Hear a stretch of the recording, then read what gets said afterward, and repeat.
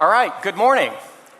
Glad to join you. My name is Michael Patterson. I'm from Radius Insights. And I'm Cole Patterson from Symmetric Sampling, and yes, you heard there was maybe a relation here, and in fact, yes, it's true, he's my son. So we're excited to be here with you this morning to discuss digital respondents.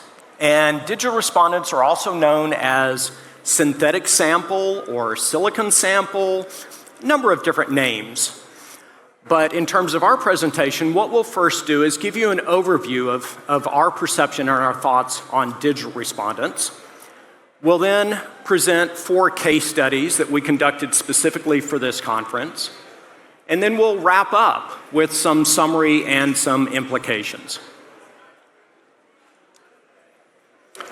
So I don't know about you guys, but for like the past dozen years, it seems like market researchers have been under increasing pressure. So research agencies and sample companies under increasing pressure to provide high quality data very quickly and at a reasonable price. And as those pressures have increased and increased, as a CRO, I'm always questioning, is there a better way? Is there a way that we can provide our clients with the data and information that they need in order to meet their needs? Perhaps there is a better way. And that better way could be in terms of digital respondents. Digital respondents that are based on AI. But as we all know, AI is fallible. It makes mistakes. And in fact, you can see this in this AI-generated image where it misspelled both survey and respondents, 2 pretty simple things to do. So what are digital respondents? Well, we believe that digital respondents are really personas or characterizations of actual survey respondents. And we build these or model these digital respondents based on survey demographics, attitudes, and behaviors of real respondents. And we take each of those real respondents and we feed it into an AI-based large language model one at a time and ask AI to take on the characterization or the persona of that respondent. Once we've done that, we can then ask AI questions just like we would an actual survey respondent. So we can show concepts, we can get ratings for perceptions, things like that. But as Mike pointed out, and as I'm sure we're all very aware, AI is not perfect. Digital respondents are not perfect. There have been numerous concerns and issues of bias, of inaccuracy, of ineffectiveness, and a host of other things.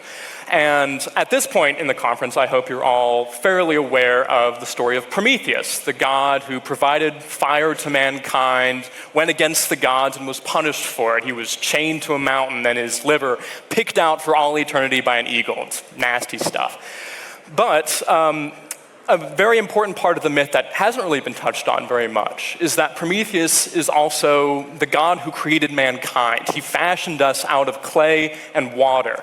And so, in a way, we also are starting to model Prometheus. We have created our own version of mankind in digital respondents. We have provided them with the fires of knowledge. And so now, in the view from above thinking, we have to ask ourselves, are we going to be punished for this? Hopefully not in the same terrible way that Prometheus was, but is this the right thing to do? Is this a good idea, both morally and pragmatically? So to answer this question, we conducted 4 case studies across a multitude of groups within the US. Our first one is a standard typical concept test with a Gen Pop audience for video game controllers. The second one is a typical naming study, this one for a restaurant rebrand, again with the Gen Pop audience. The third concept test gets a little bit different. Here we introduce functional and emotional benefits to our Gen Pop audience because we had a theory that the AI might be a little bit better at matching what real respondents had to say in terms of functional benefits, but maybe not as much emotional. Finally, for our fourth concept test, this one we had two audiences. We had a Gen Pop audience and also a minority audience made up of African American and Hispanics. And this one we did to test, again, the claims of bias, the concerns of bias surrounding AI, to see whether or not digital respondents could accurately mimic not just a general population, but these minority populations as well. So for each of these 4 studies, we took a very systematic, rigorous approach in order to compare real respondents against digital respondents. So first what we did is we fielded each of the 4 studies independently of one another. The sample source that we used was the symmetric sample general consumer panel. And we also programmed and fielded the study using the BioBrain survey platform, which really sped up the whole process. So once we had collected the data for those 4 studies, we then used the approach that I described, where we fed for each respondent some of their demographic characteristics, attitudes, and behaviors into the large language model, had it assume those characteristics, and then we exposed them, those digital respondents, to each of the concepts that the actual respondents saw. And you can see our sample sizes were relatively robust, which allows us to have good, reliable data. So for each of the concepts within each of the studies, we had 75 to, say, 300 respondents. Okay, let's look at the results. Here we're showing the results for the first study. And we're going to look at the results in this study in 2 different ways. So on the left-hand side, we're going to first look at the individual level results. And what I mean by that is because we have actual consumers and then their digital counterparts, we're able to compare the results side by side. So if a real respondent gave a rating of, say, a 5, and a digital respondent gave a rating of a 5, well, they're consistent. That's a match, right? And so on the left-hand side, we can see that about 1/3 of the time, our digital respondents and real respondents gave the same rating. They were consistent. That's above chance, but in my mind, it's not that great. I would like to see those numbers be higher. So we also looked at the other studies, and we found similar sorts of results. So this will be the last time we show the individual level data.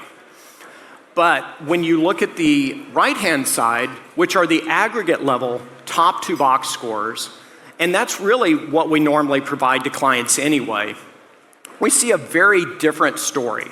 So when we look at the aggregate level data, we see that for 4 out of the 6 concepts, our digital respondents and real respondents match very closely. And so essentially, we would draw the same conclusions regardless of whether we're looking at digital respondents or synthetic respondents. Let's look at the second study, and this is the restaurant naming study. So in this case, when we look at our top 2 box scores, likelihood to visit shown in the top table, we see really nice congruence again between our digital respondents and our real respondents. In both cases, for both audiences, they're much more likely to visit concepts named C and D than they are A and B. So very nice similarity. When we look at how well those different names fit with the brand concept, again, we see really nice similarity between our real respondents and digital respondents. So again, we would draw the same conclusions. However, we have to start to rain on that parade a little bit as we move on to our third case study. Again, this is the one that was focused on the emotional versus functional benefits of concepts. And yes, you can see some across the interest and believability scores are fairly similar, but there's also many that have a very wide degree of difference. And this is not just for emotional and functional benefits and interest and believability, but you can see between the digital respondents and the real respondents, the similarities just don't match up. There's not a lot of congruence here, really, at all. This continues as we move on to the fourth case study. Again, concept A for both populations, the minority and the general. Concept A is fairly close. It's not bad, but that similarity quickly breaks down as you move on to concepts B, C, and D. Again, this is for both populations, and this alone is for appeal, but as we move on to uniqueness scores, you can see it's even more staggering, the difference here. The AI continuously keeps it very rigidly around the 70 to 80% range. It's always significantly higher than what the real respondents have to say, again, for both populations. So there's just very, very little similarity here in this study. So what can we conclude? What can we say about all this? Well, our first two studies show that, yes, you can use digital respondents. They are just as accurate and good as real respondents. However, then we have two other studies that show us that's not always the case, that sometimes the digital respondents don't match up very well at all with their real-life counterparts. We also see that the AI is not necessarily any better at really matching well with the functional benefits of a concept than the emotional attributes. Additionally, the AI is not very good at matching and representing minority groups. But again, that's not necessarily any more or less than a general population. So what are some of the implications that we can draw from the studies that we've conducted? Well, first, we do believe that there is a role in market research for synthetic respondents.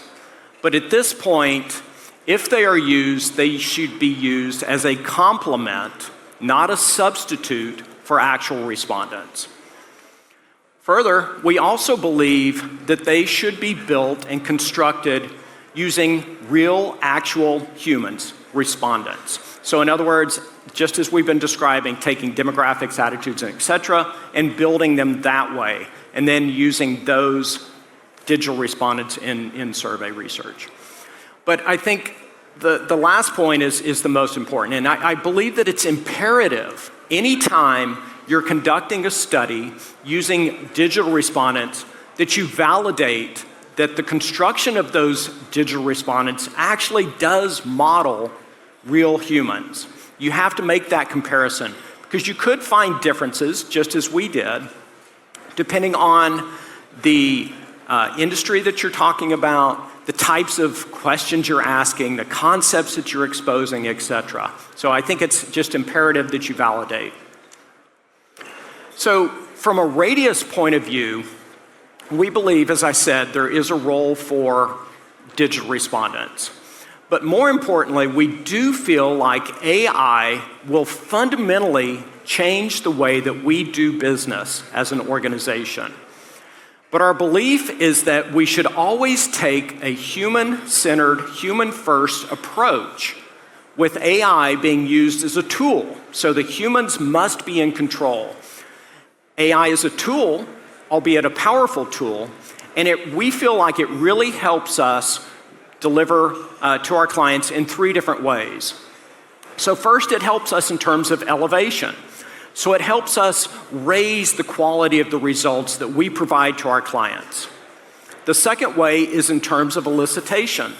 AI allows us to go deeper with respondents than we might normally be able to do. And then third is in terms of efficiency. So it allows us to do things much more quickly, much more effectively than we would otherwise. And in a similar way, Symmetric uses AI to provide higher quality sample faster. We use AI in our respondent screening and panel recruitment to ensure that we're really only getting the very best of the best. We use it to keep our current real respondents more engaged, and we use it, like Radius, to accelerate our time to findings. Thank you all very much for coming to our presentation. We appreciate your time. Have a great day.